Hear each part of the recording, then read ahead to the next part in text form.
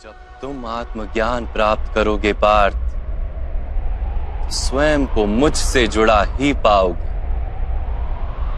तब तुम भी मेरी ही भांति स्वयं को परमात्मा के रूप में देखोगे। किंतु उस पद को प्राप्त करने हेतु मेरे प्रति संपूर्ण समर्पण अनिवार्य है। समर्पण क्या है माता? समर्पण मन की ऐसी स्थिति का नाम है जब मनुष्य अपने सारे संकल्पों का त्याग कर देता है, स्वयं से किसी प्रकार के निर्णय अथवा प्रण भी नहीं लेता। जिस प्रकार के कार्य उसे दिए जाते हैं उसी प्रकार के कार्य करता है। वास्तव में समर्पण का अर्थ होता है अपने आप, अपने मन को, बुद्धि को, ज्ञान को, इच्छा को, आशा को, अपनी भावनाओं को, अपना सब कुछ किसी को अर्पण कर देना। और ऐसे समर्पण को भक्ति कहते हैं।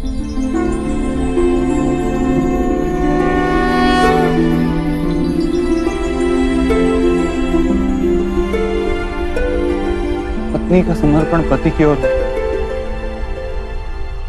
एक योद्धा का समर्पण सेनापति की ओर होता है।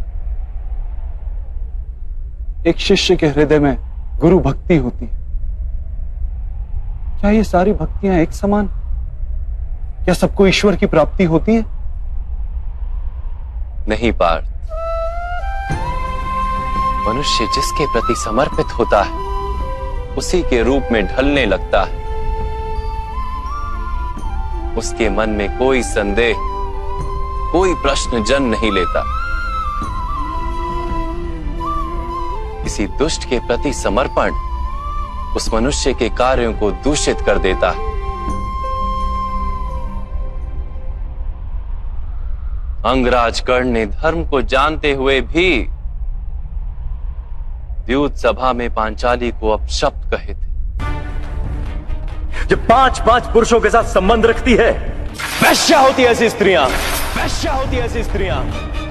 उसका कारण था अंगराज का भ्राता दुर्योधन के प्रति समर्पण। इस युद्ध में उन्हें जो दंड मिलेगा वो किसी जन्म या जाति के लिए नहीं, अथवा एक दुष्ट के प्रति समर्पण के लिए उन्हें दंड मिलेगा। इसलिए हे धनंजय, समर्पण उत्तम के प्रति होना आवश्यक है। उसी से मनुष्य उत्तम बनता है। लोहे की माला से अपराधी बांधा जाता है, पीतल की माला से मंदिर के दीपक को बांधा जाता है, और सोने की माला को आभूषण बनाकर गले में धारण किया जाता है। पति भक्ति, स्वामी भक्ति, मित्र भक्ति, ऐसी अनेक भक्तियां होती हैं पार्थ, किंतु सबसे श्रेष्ठ भक्ति तो परमात्मा की भक्ति होती है।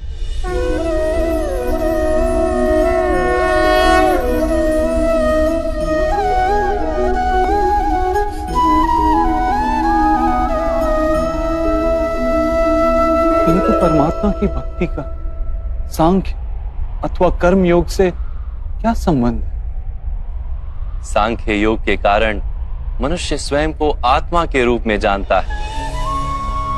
कर्म योग से वो जीवन के बंधनों से छूट जाता है,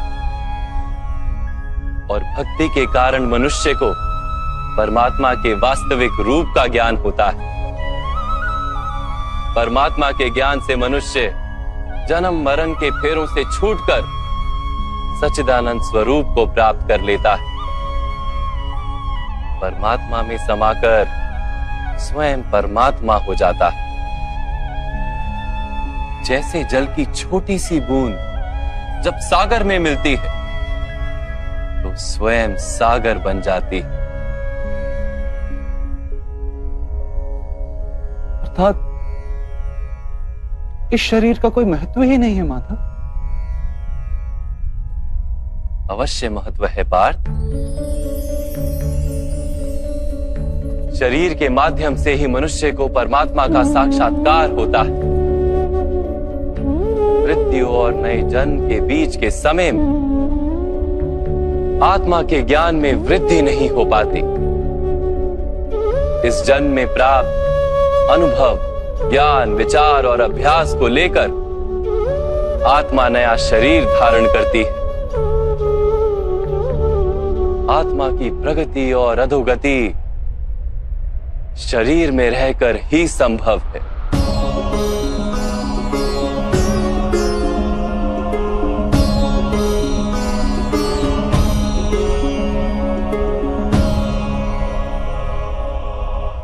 परंतु माधव, यहां उपस्थित व्यक्तियों का वध करके क्या हम उनके उद्धार की संभावना को नष्ट नहीं कर देंगे?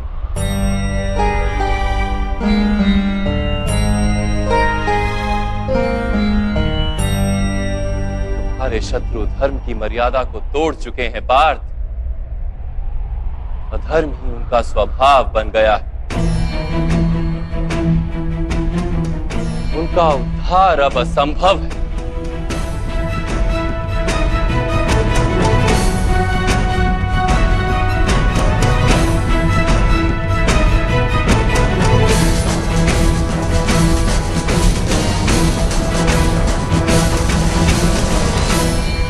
अपराधी को एक सीमा तक ही उद्धार का अवसर दिया जा सकता है।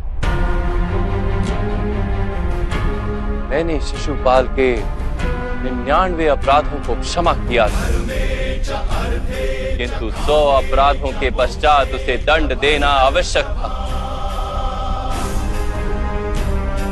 अपराधी को यदि अपराध करने दिया जाए तो उसका अधिक से अधिक पतन होता है।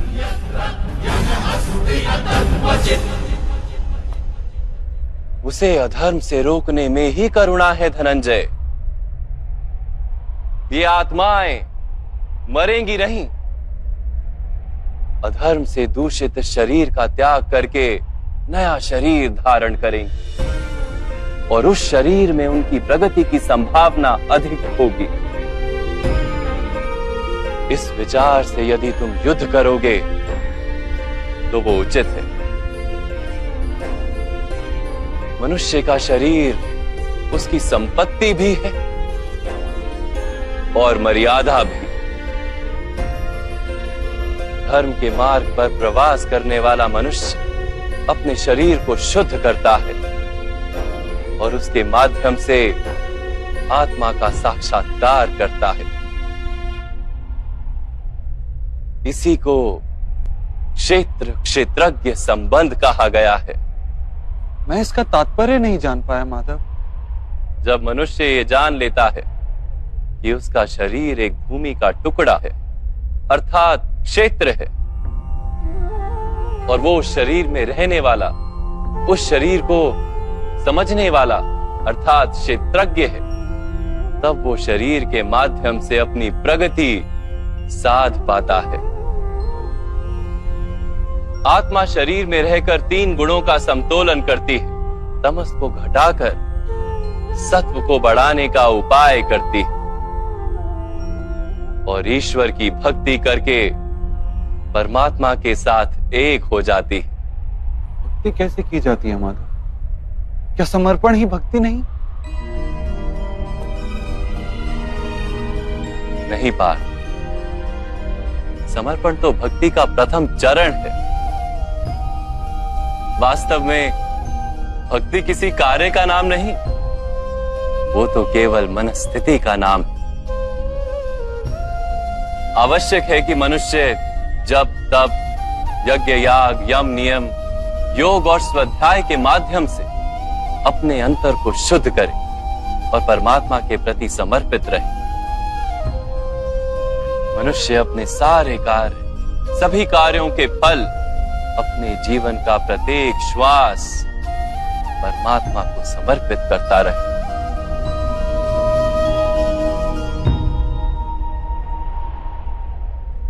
यदि भक्ति केवल मन की स्थिति तो जब तब आदि का क्या महत्व है माधव? जैसे आज धोया हुआ पात्र कल पुनः मैला हो जाता है, वैसे ही मनुष्य का मन बार बार परमात्मा से विमुख हो जाता है। इसीलिए आवश्यक है कि जब तप और स्वाध्याय आदि के माध्यम से स्वयं को निरंतर ये स्मरण दिलाता रहे कि उसका जीवन परमात्मा के प्रति समर्पित है। किस तट पर डुबकी लगाई जाए इसका महत्व नहीं, महत्व है डुबकी लगाने का। भक्ति योग का एक ही सार है पार कि मनुष्य परमात्मा को अपना जीवन अर्पण करके परमात्मा की भक्ति करता रहे और सत्व गुण से युक्त संपत्ति को संभाल कर रखे। सत्व गुणी संपत्ति किसे कहा जाता है मां? अहिंसा सत्यम क्रोध त्याग शांति ही पेशुनम दया भूतेष्व लोलुप्त्वम मार्दवम वीर चापलम तेज क्षमा धृति शोचम द्रोहो नातिमानिता भवन्ति संपदम देवी अभिजातस्य भारत। बिना कारण तथा स्वार्थ के हेतु हिंसा करना अधर्म है पार्थ। वास्तव में अहिंसा ही परम धर्म है और उसके साथ सत्य, क्रोध ना करना, त्याग, मन की शांति, निंदा ना करना, दया भाव, सुख के प्रति आकर्षित ना होना, बिना कारण कोई कार्य ना करना, तेज, क्षमा, धैर्य, शरीर की शुद्धता, धर्म का द्रोह ना करना तथा अहंकार ना करना, इतने गुणों को सत्व गुणी संपत्ति या दैवी संपत्ति कहा जाता है।